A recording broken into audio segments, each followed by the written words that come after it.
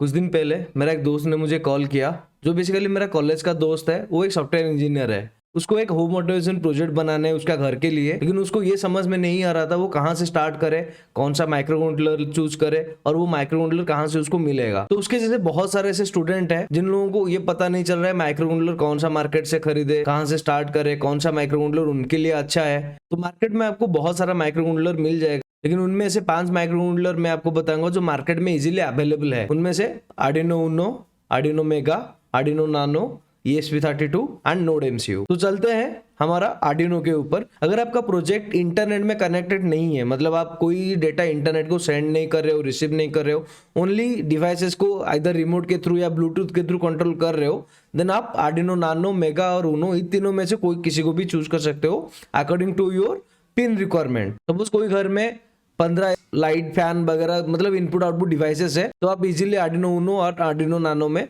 जा सकते हो। लेकिन उससे ज़्यादा अगर आपका रिक्वायरमेंट है देन आप मेगा चूज कर सकते हो।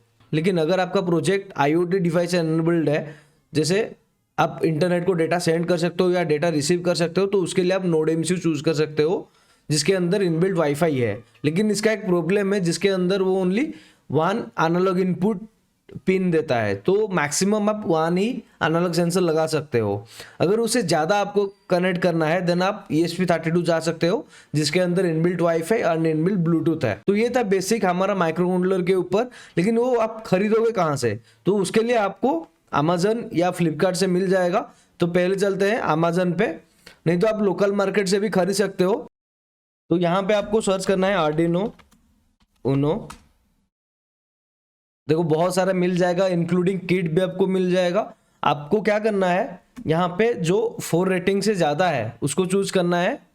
यहाँ पे आप देख सकते हो 800 रुपीज़ का है और 3.8 रेटिंग है, तो आप ये खरीद सकते हो। ये आपके ऊपर डिपेंडेंट है। इसका लिंक मैं डिस्क्रिप्शन में दे दूंगा, आप वहाँ से जाके परचेज कर सकते हो। देन आता है हमारा नोड MCU।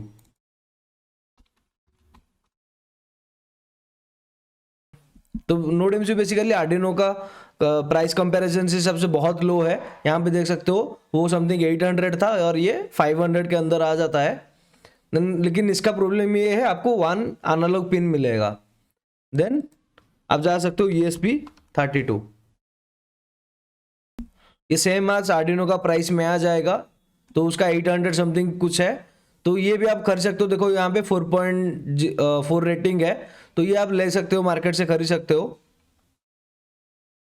ये सारा का सारा लिंक मैं डिस्क्रिप्शन में ऐड कर दूंगा। तो ये था बेसिक हम लोग कैसे माइक्रो कंट्रोलर को चूज कर सकते हैं हमारा प्रोजेक्ट के रिक्वायरमेंट के हिसाब से और कहाँ से उसको परचेज कर सकते हैं। अगर आपको इन कंट्रोलर के बारे में अच्छे से समझना है, कैसे काम करता है, प्रोग्रामिंग कैसे करना है, देन आप जाके मेरा प्लेलिस्ट चेकआउट कर सकते हो। मैं already node MCU, Arduino, ESP32, Raspberry Pi इसके ऊपर वीडियो बना चुका हूँ। उसका प्लेलिस्ट पूरा का पूरा समझ में आ जाएगा आपको।